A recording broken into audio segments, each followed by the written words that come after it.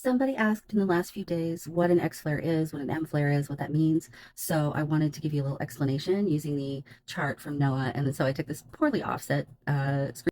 And the reason I made it poorly offset is so that you can see over here on the right that it has a scale that goes from A to B to C to M and then to X.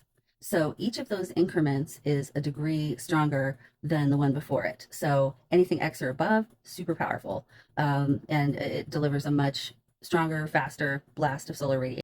So to put that in mathematical context, that means that a B flare is 10 times stronger than an a C is 10 times stronger than a B, and an X is 100 times stronger than a C. I think that would be, yeah. So, it multiplies up a degree with each letter, and then there's little increments in between. So if you hear me say we had an M1 flare, that means we had an M that went up to 1 on this scale. So yesterday we had an X. Was it really 1.11? That would be funny. The the space weather and Schumann numbers are have jokes this week. So that is how that.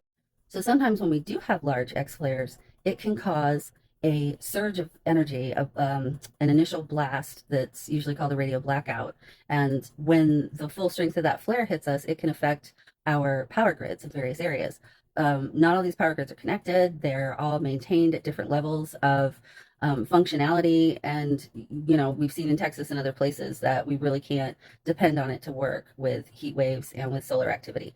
So, Tamitha Skov, who is a space weather woman, she's not woo at all, full on science and only science, but she's the one who told me and her followers about unplugging stuff you aren't using when we're going to have an X flare, when there's a strong chance, or when we've had one, because it takes about half an hour to an hour for that to get here. So if you find out there's an X flare and you go around and you unplug stuff you're not using, that reduces the draw on the power grid, thereby ensuring that it's going to be able to stay operational when it gets the surge rather than have a power outage.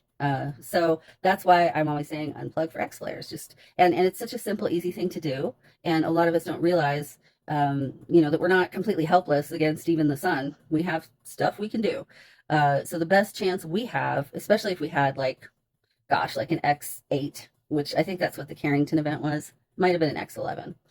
They don't seem to have a letter above X. But at any rate, if we had a flare that size and people do what will help protect the power grid, then we won't have as much of an impact from it, and then have widespread power outages or equipment failures or anything like that, because it's not just the electricity that gets affected. Water pumping stations use electricity, and there's only so much emergency generation to go around to keep things going. So it's important to be prepared, and that's why I say unplug for X